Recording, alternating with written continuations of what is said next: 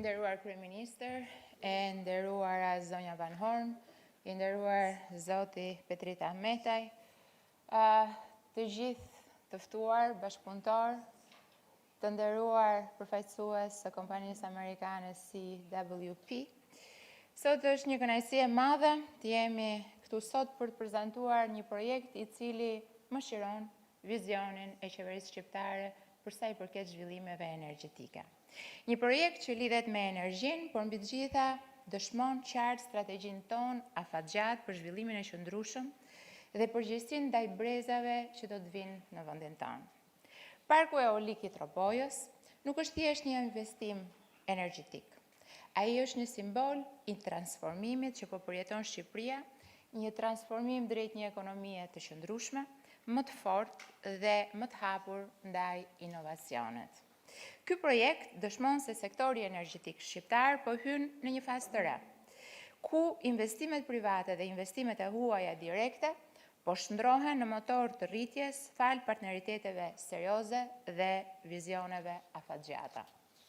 Shqipëria po kalon nga varësia pothuajse e plot nga hidrocentrale deri para pak vitesh në një model modern të balancuar energjetik, ku diversifikimi I burimeve nuk është më një zgjidhje, por është domosdoshmëri strategjike. Ky tranzicion nuk është vetëm një ide apo premtim. Është një realitet që po merr formë çdo ditë. I matshëm me shifra konkrete, I matshëm me megavator që ndryshojnë hartën energjetike të vendit. E kemi nisur këtë rrugtim të gjatë në vitin 2018, kur për herë të parë qeveria shqiptare filloi të fliste për një strategji që do të bazohej mbi diversifikimin e burimeve. Jo më varësi nga kushtet atmosferike të motit, jo më varësi nga hidrocentralet e ndërtuara gjatë kaskadës së Drinit, apo edhe ato të jugut, pavarësisht se tashmë nuk I përkasin stokut të hidrocentraleve shtetërore, por një skem e re energjetike e cila do të bazohej mbi diversifikimin, mbi krijimin e burimeve alternative, ashtu siç ishin ato të energjisë diellore, por më pas edhe ato eolike. Ky tranzicion nuk është vetëm një ide apo një premtim, ai është një realitet që po merr formë çdo ditë, I matshëm me shifra.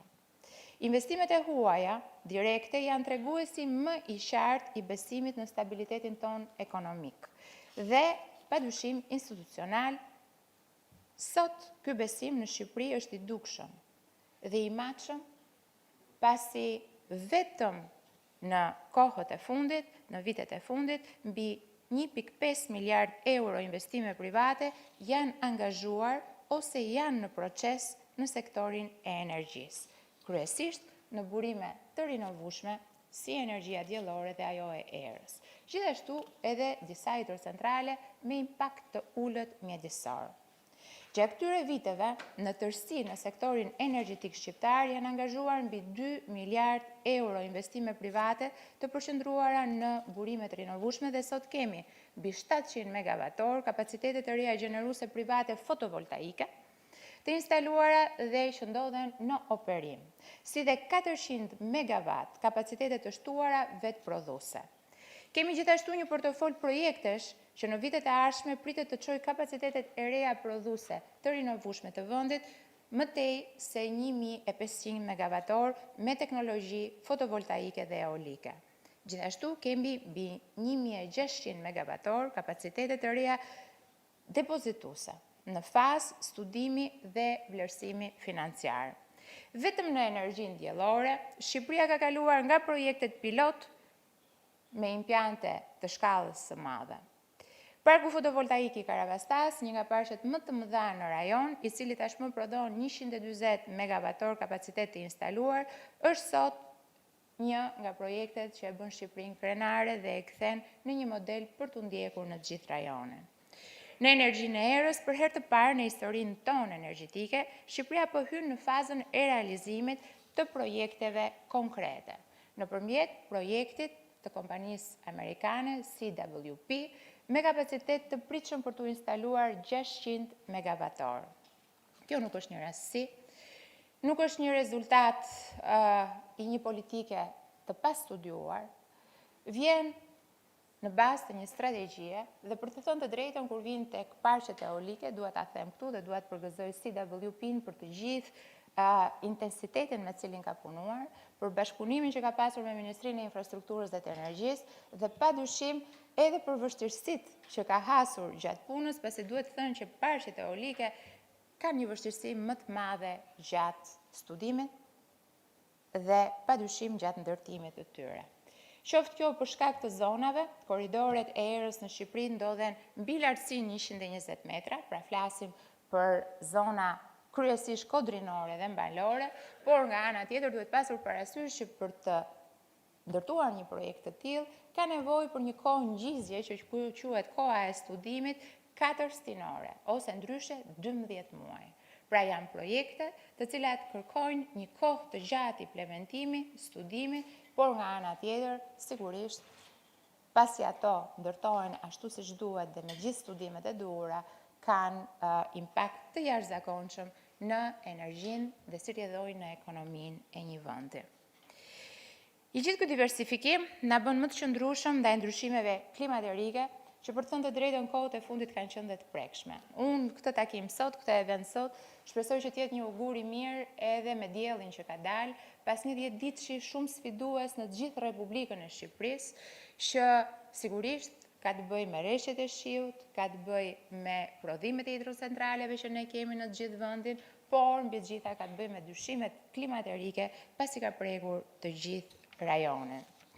Projekte që po zhvillohen nga kompania CWP është shembulli i qartë i qasjes që qeveria shqiptare ka ndaj energjisë të rinovueshme dhe ekonomisë qëndrueshme. CWP është një kompani lider në energjinë e rinovueshme në Europën juglindore dhe angazhimi i saj në Shqipëri do të sjellë veç tjerash edhe përvojë të pasur dhe eksperiencë globale të projekteve të këtij lloji dhe të kësaj shkalle. Me afro 6 gigawatt kapacitete energjetike të zhvilluara ndërkombëtarisht dhe një portofol projektesh në zhvillim me një kapacitet të kombinuar prej 7 gigawattorësh në të gjithë Europën juglindore, CWP prezantohet si një garanci e fortë për një histori të re suksesi me parkun eolik të Tropojës. Këto investime private kanë një impakt të drejtë për drejtë në sektorin energjetik shqiptar, duke kontribuar në rritjen e prodhimit vendas të energjisë, ulin varësinë nga importet, veçanërisht në vitet e thata, përmirësojnë sigurinë energjetike të vendit dhe në të njëjtën kohë këto investime private nuk janë thjesht projekte energjetike. Janë investime që krijojnë vende pune, investime që sjellin teknologji dhe padyshim transferojnë know-how, investime që rrisin të ardhurat dhe fuqizojnë ekonominë lokale. Nëse do ta shikonim këtë si një komponent të zhvillimit të sektorit, Shqipëria sot po investon qëndësishëm në linjat e transmetimit. Linjat e transmetimit të Republikës Shqipërisë tashmë lidhen me të gjithë fqinjët tanë, duke shpresuar shumë që tashmë që Shqipëria pothuajse e ka përfunduar të gjithë linjën që shkon në drejtim të Maqedonisë Veriut dhe shpresojmë shumë që të njëjtën gjë të bëjë edhe shteti Mëshqinj dhe ta sjellë sa më parë linjën në kontakt duke krijuar kështu pra vijimësinë e korridorit të 8, Shqipëria është një nga vendet më mirë të lidhura në sistemin e transmetimit që i jep kështu një garanci investitorëve të huaj se duke ndërtuar parqet e tyre eolike apo fotovoltaike në Shqipëri, ata e kanë të garantuar tregun e lirë, jo vetëm Ballkanas, por edhe atë europian. Sektori energjetik është gjithashtu një motor i qartë në ecurinë drejt integrimit të vendit, si një nga sektorët më të vlerësuar nga organizmat e partnerët ndërkombëtar, duke klasifikuar Shqipërinë si të parë në nivel botror për qëndrueshmërinë energjetike, si dhe një nga sektorët me ecurinë më pozitive të vlerësuar në raportin e progresit të Komisionit Evropian të vitit 2026. Dua të them qartë se qeveria shqiptare është e vendosur të vazhdojë mbështetjen për investime private në kapacitete të reja gjeneruese, veçanërisht ato që janë të qëndrueshme, të përgjegjshme ndaj mjedisit dhe ndaj komuniteteve dhe të integruara me tregjet rajonale dhe europiane. Ne nuk po flasim më për plane në letër, Po flasim për megavator të instaluar, për miliarda euro investimet të huaja dhe projekte që funksionojnë në teren dhe që vjelin avantajet e një shteti, i cili e ka të garantuar që prodhimi i tij energjetik vjen nga burimet të rinovueshme. Përjedhoj edhe taksa e karbonit, që produktet energjetike me origjinë shqiptare e përllogaritur nga Komisioni Evropian është 0. Kjo sepse Shqipëria ka investuar në mënyrë të zgjuar dhe me politikat të qarta që garantojnë integrimin e tregut energjetik në atë evropian, të një sektori që ka garanci se do të zhvillohet në mënyrë të qëndrueshme. Të dhënat e sistemit energjetik sot në të gjithë segmentet e tij tregojnë ecuri pozitive dhe rezultate konkrete të politikave sektoriale. Humbjet në rrjetin e shpërndarjes, krahasuar me vitin 2013 kur ishin mbi 45%, kemi mbyllur vitin 2025 me 16,9%.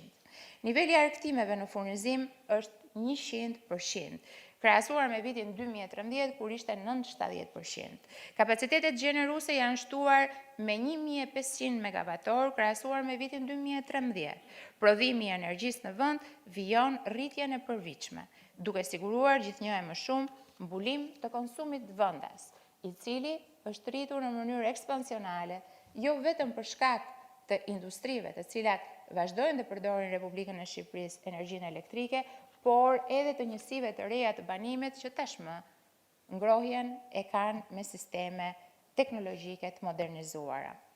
Ndërprerjet e energjisë elektrike janë në minimumin historik të tyre, zakonisht avarit duan vetëm disa minuta për të rikuperuar. Përgjithësimi teknologjik i rrjetit të shpërndarjes vazhdon rregullisht në zonat qendrore dhe ato rurale. Rehabilitimi i plot i heceve në kaskadën e Drinit, pra hecit Koman dhe hecit të Fjerëzës dhe të Baut të Dejës, vazhdojmë me të gjithë negociatat për sa i përket lidhjes kontratave financiare me partneritetet e huaja. Investimet në transmetim synojnë ngritjen e një rrjeti jo vetëm toksor, ashtu siç e kemi deri më sot, por edhe një rrjeti në ujor për të na lidhur direkt me Europën përmes Italisë, dhe studimi i teknologjive të reja, padyshim, dhe pompat hidrike, ato që ne i quajmë pumping system, të cilat parashikohen edhe për kaskadën e Drinit, por edhe në zonën e Moglicës, pra dhe nga Shtatkrafti, një kompani tjetër ekselence që operon në Republikën e Shqipërisë, do të rrisin kapacitetet tona produse me 1600 megavator të tjera. Dhe çka është më e rëndësishme, është parafrimi ligjor i ligjit të sektorit, i cili është pjesë e kapitullit 15 të negociatave për antarësimin në Bashkimin Evropian. Ne nuk po ndërtojmë thjesht projekte për të sotmen, ne po ndërtojmë themelet e një sistemi energjetik që do t'ju shërbej dekadave që do të vinë, do t'ju shërbej brezave që do të vinë, një sistem që vendos në qendër qëndrueshmërinë, furnizon ekonominë dhe na afron çdo ditë e më shumë me objektivat tonë evropian. Në mbyllje dua të shpreh mirënjohjen time të veçantë për kompaninë CWP, për besimin e treguar dhe kontributin e saj konkret në ekonominë shqiptare, për durimin dhe punën e përbashkët që kemi bërë gjatë këtyre 2 viteve, dhe dua t'i garantoj se Ministria e Infrastrukturës dhe Energjisë padyshim do të jetë në krahun tuaj, ashtu siç ka bërë në këtë rrugtim të gjatë, tani me marrjen e autorizimit për nisjen e fazës konkrete të ndërtimit të parkut eolik të Tropojës prej 600 megavator prodhim. Një falënderim si shert gjithashtu shkon për të gjithë partnerët tanë ndërkombëtar që kanë mbështetur reformimin e sektorit energjetik, veçanërisht për Shtetet e Bashkuara të Amerikës për angazhimin dhe nxitjen e vazhdueshme të investimeve amerikane në energji, si dhe për të gjithë suportin e posaçëm për këtë projekt për cilin jemi mbledhur këtu sot. Projekte si parku eolik i Tropojës janë dëshmia më e qartë se Shqipëria nuk ndodhet më në fazën e premtimeve, por në fazën e rezultateve konkrete. Rezultate mbi të cilat mund të mbështetet me besim çdo investitor i huaj në vendin tonë. Shqipëria është një vend i hapur për investime serioze dhe partneritete strategjike. Shqipëria është një partner i besueshëm dhe Shqipëria po ecën me hapa të sigurt drejt një të ardhme energjetike të qëndrueshme, të fortë dhe europiane. Do të ftoja këtu tani presidentin e CWP-s për Europën, për t'i dhënë autorizimin, certifikatën dhe për t'i lënë edhe rastin për të folur për këtë projekt që për shqiptarët ka një domethënie. Faleminderit.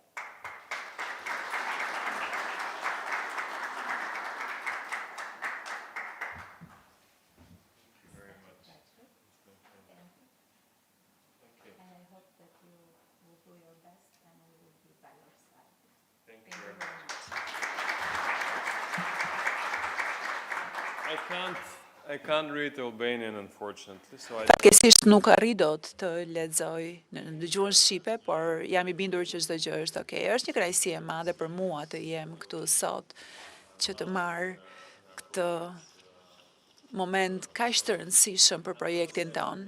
Do të them dy fjalë, vetëm shumë pak fjalë, nuk do të zgjatem shumë. E para, do të doja shumë të falenderoja zotin kryeministër, zotin Rama dhe zonjën Balluku për mbështetjen e tyre, për vizionin e tyre, për ta nxitur përpara këtë projekt kaq të rëndësishëm për politikat energjetike të Shqipërisë në mënyrë që ato të shkojnë në drejtimin e duhur. Nuk është as pak e thjeshtë të zhvillohesh, të krijosh zhvillime të reja në një ambient energjetik kaq kompleks. Dhe kjo kërkon një bashkëpunim shumë të ngushtë me sektorit privat dhe sektorit publik, dhe neve kemi parë këtë gjë së bashku me dëshirën e mirë dhe me vizionin për ta bërë këtë gjë të realitet.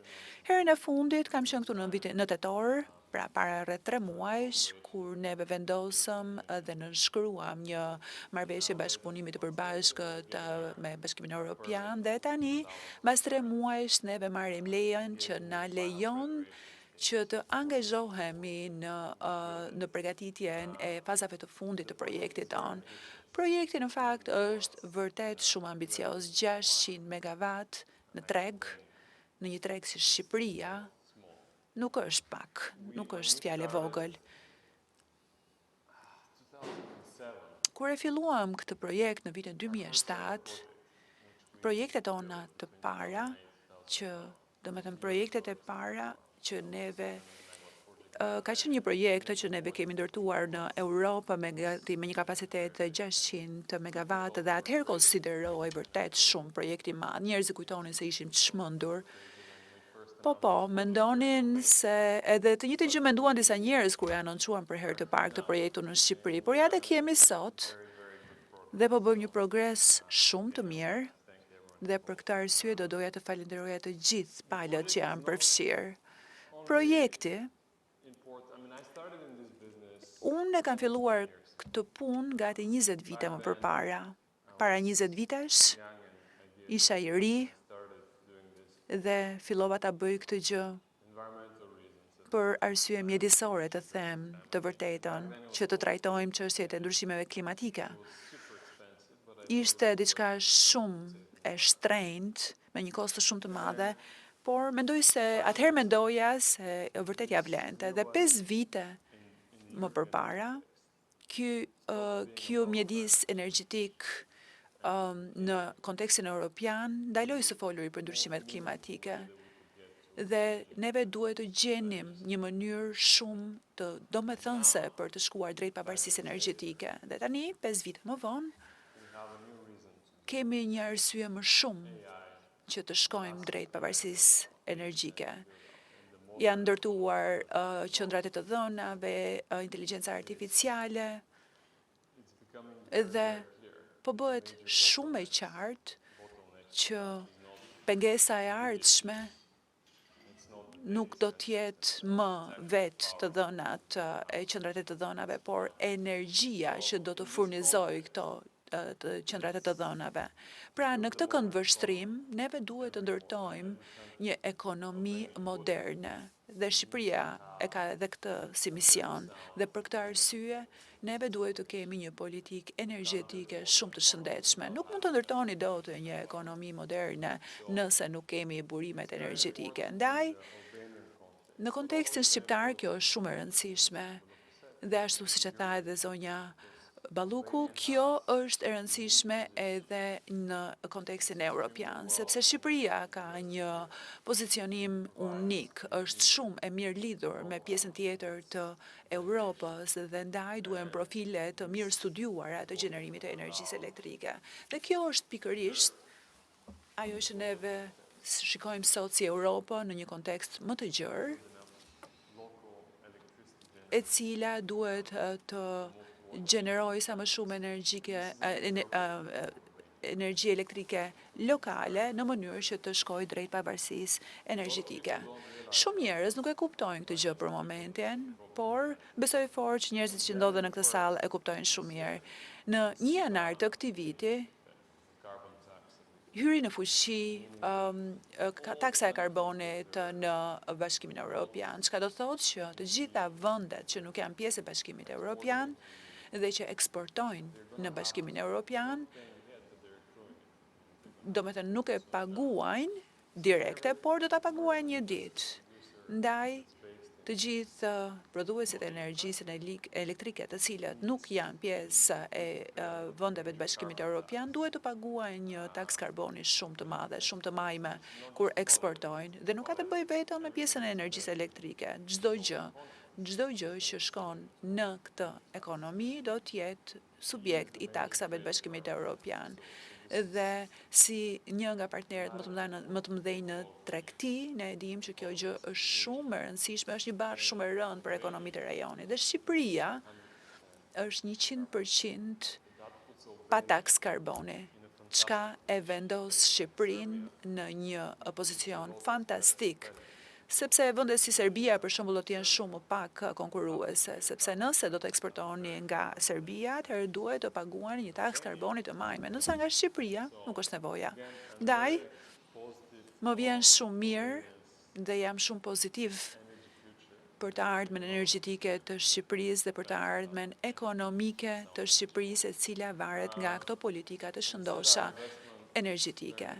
Siç e thash, investimi ynë është shumë ambicioz, disa njerëz mendonin se u çmendëm, por në momentin që bënim studimin, provuam që ata e kishin gabim. Për ne është shumë e rëndësishme dhe do doja shumë të falenderoja edhe një herë qeverinë shqiptare, administratën që na kanë ndihmuar në këtë gjë. Për ne është shumë e rëndësishme që të angazhohemi pozitivisht me komunitetet lokale, sepse nuk është thjesht çështja që të vendosim, të bëjmë disa instalime atje. Kemi nevojë për infrastrukturën, kemi përfitimet e drejt për drejta dhe të tërthorta për ekonomi lokale. Ndaj kemi një paketë gjithë përfshirëse.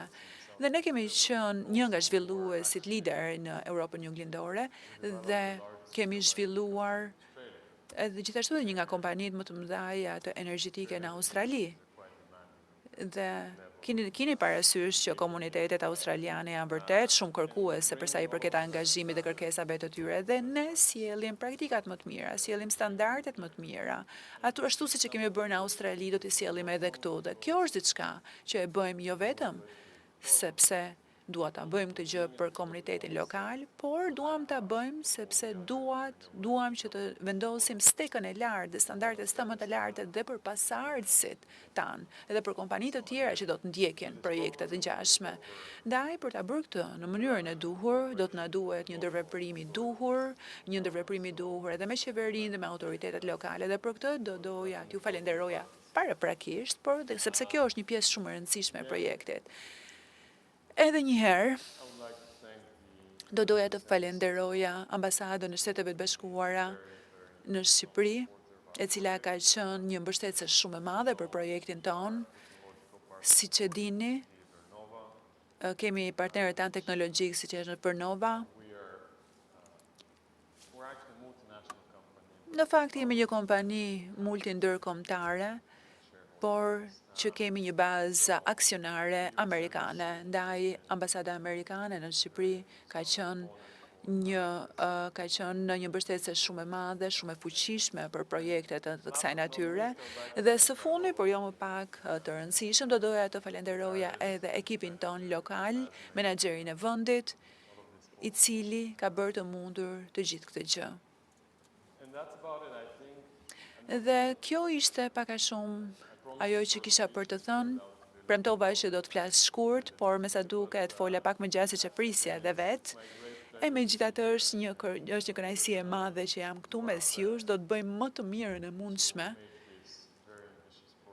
që ky projekt kaq ambicioz të bëhet realitet sa më shpejt jetë e mundur. Faleminderit shumë për mbështetjen.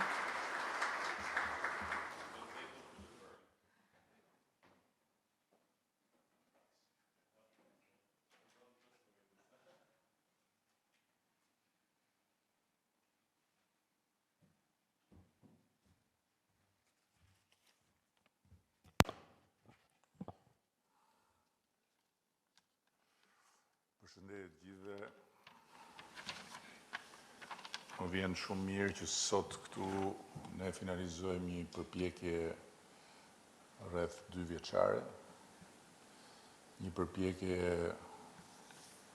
e përbashkët me kompaninë e mirënjohur për të gjithë procesin para përgatitor që faktikisht është më i shkurtër se procesi i ndërtimit,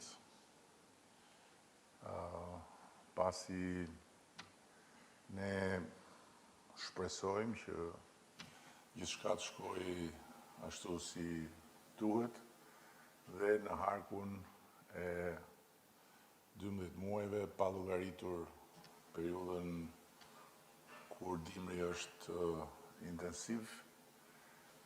Ky park i madh i energjisë së erës në Tropoj të hyjë në rrjetin e prodhuesve të energjisë rinovueshme në vendin tonë. Duke pasur parasysh eksperiencën e kompanisë, duke pasur parasysh rrugtimin e suksesshëm të kompanisë që siç e patë edhe në hartën e pranisë së saj në Europë ka marshuar në disa vende përpara se të mrinte në Shqipëri, unë kam shumë besim që jo vetëm do të përfitojmë një burim të ri dhe të fuqishëm energjie të rinovueshme, por do të përfitojmë edhe dije të reja dhe do të përfitojmë edhe një vlerë të shtuar në kulturën e punës dhe të veprimit në një sektor kaq strategjik sa sektori energjetik.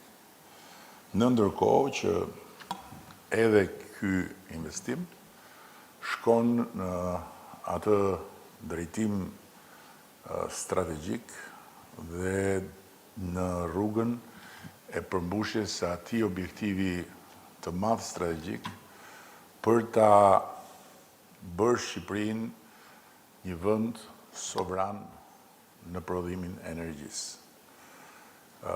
Ne kemi pasur për një periudhë gjatë një varësi të plotë nga uji, pra nga shiu, dhe në ndërkohë kemi trashëguar një sistem me aq shumë të çara sa që kur na ka munguar shiu, na është dashur të dalim në tregun ndërkombëtar dhe të blejmë sasira të mëdha me çmime të kripura, ndërkohë që kur shiu ka ardhur me shumicë, kemi parë që shumë nga kjo vlerë potenciale, që është uji, të derdhet edhe jo vetëm të mos kthehet në energji, po të shkaktojë edhe dëme në një herë të jashtëzakonshme. Koha kur Shqipëria duhet dalë në treg për të blerë energji, po shkon drejt fundit dhe ne do të jemi në kategorinë e atyre jo shumë vendeve që gëzojnë pavarësitë plot kur vjen puna tek prodhimi i kësaj lëndë vitale për organizmin e një shteti. Dhe kjo si rezultat i investimeve të bëra gjatë gjithë këtyre viteve, po jo thjesht i investimeve, por i një vizioni, i një programi dhe i një përpjekje të përditshme në drejtim e dur nga ana e Ministrisë së infrastrukturës dhe të energjisë dhe të gjitha ekipeve. Sot, ato që dje ishin në plan në organizmin e shtetit shqiptar, ndërmarrjet e sektorit elektroenergjetik janë pararoj në administrim dhe në mirë funksionimin e tyre. Sot ne kemi një portofol që ka nisur të diversifikohet, pra të balancohet, ku uji sigurisht do të mbetet burimi kryesor i prodhimit, por ku energjia e diellit dhe erës kanë filluar të zënë vendin e tyre, vend që deri në fund të kësaj dekade, pra në Shqipërinë 2030, do të jetë 30%.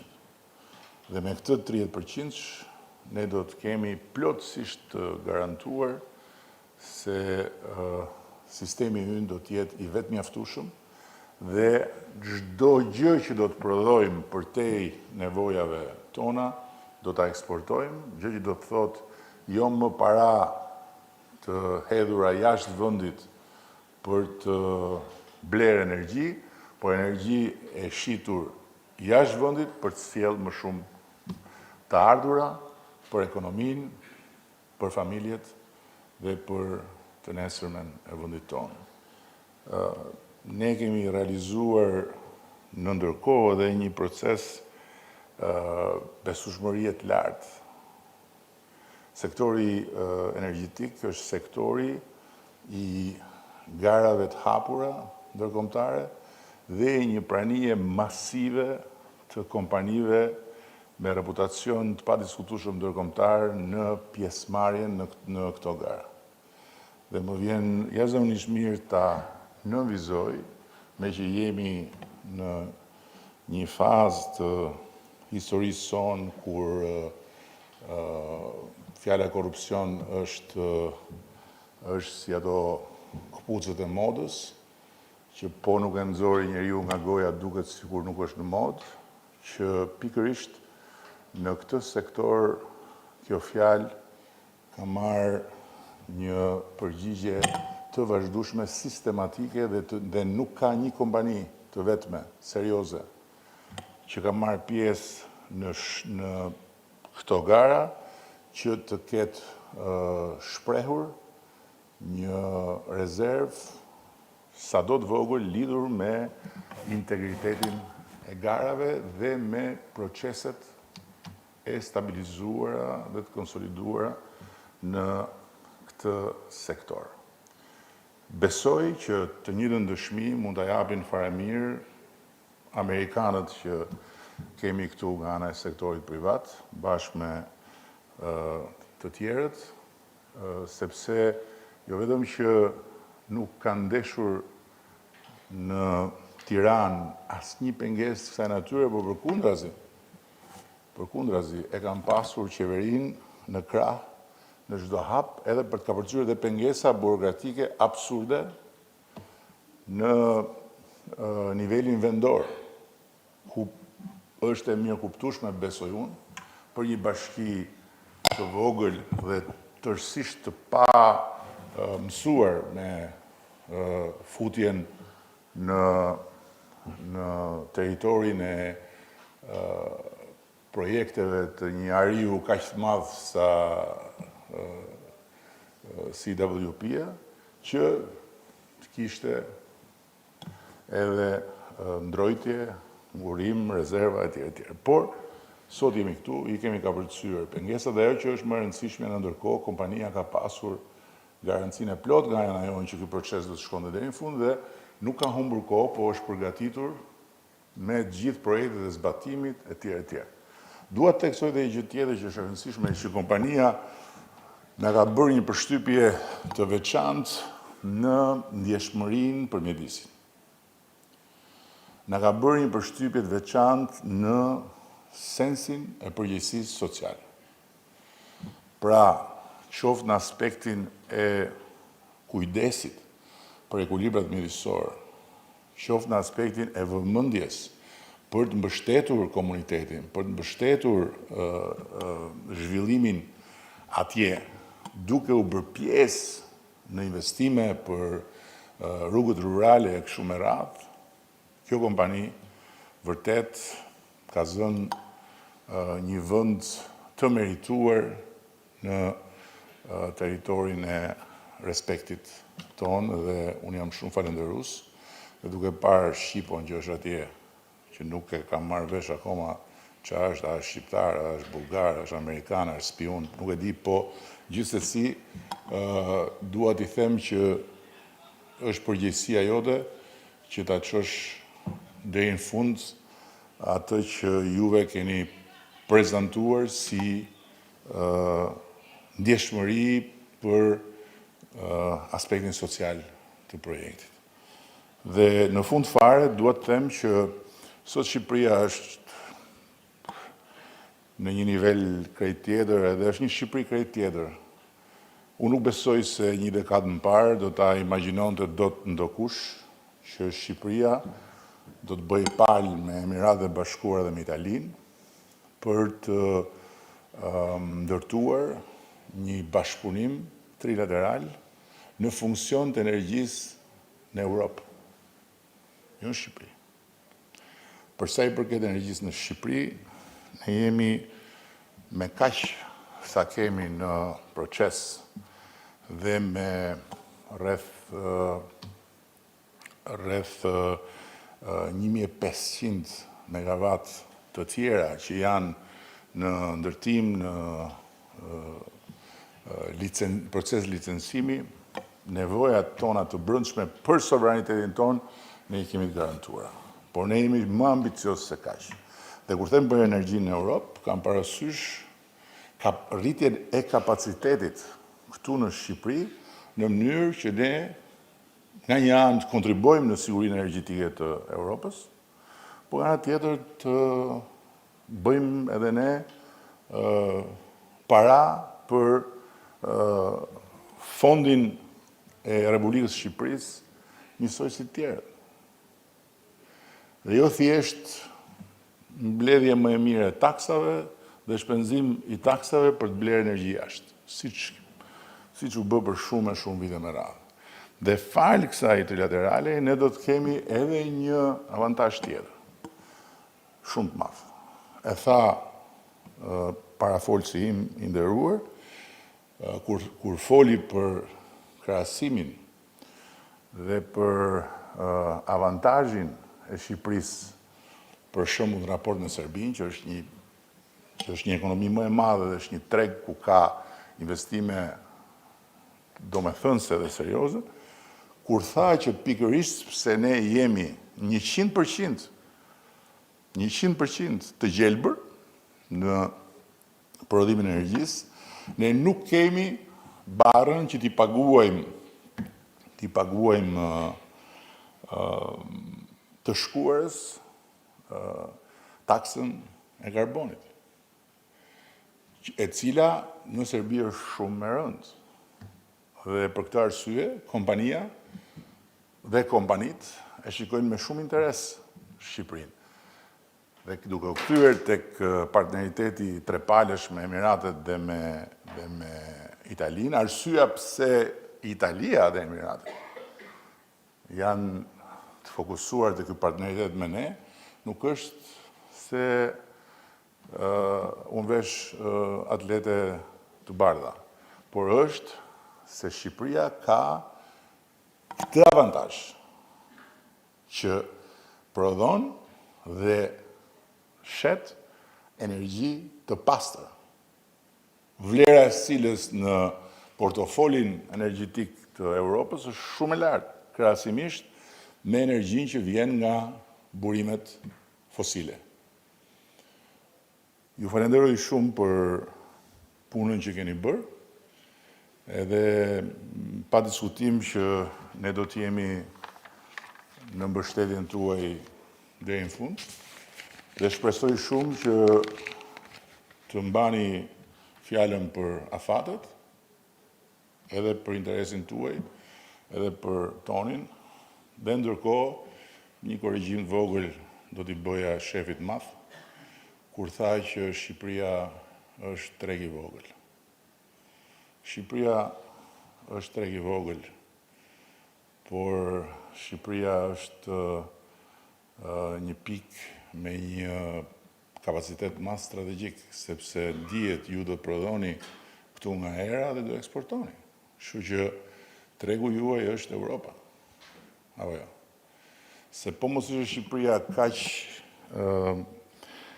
e rëndësishme potencialisht, kinezët që janë civilizimi më i vjetër edhe tregtarët më të pa diskutueshëm nuk do i kishin vënë syrin dhe s'do e konsiderojnë Shqipërinë si pikën e mjaltit në gjithë Europën. Apo jo. Kështu që duke u bazuar tek mençuria miraveçare e Kinës, edhe duke u bazuar tek eksperienca dhe uria përfitime e Amerikës, ne jemi fiks vendi i dur, në kohën e dur për ju edhe për të gjithë të tjerët që duhet të vinë këtu në këtë treg të vogël për të kapur tregun e madh që është jashtë kufive të këtij vendi të vogël. Shumë faleminderit.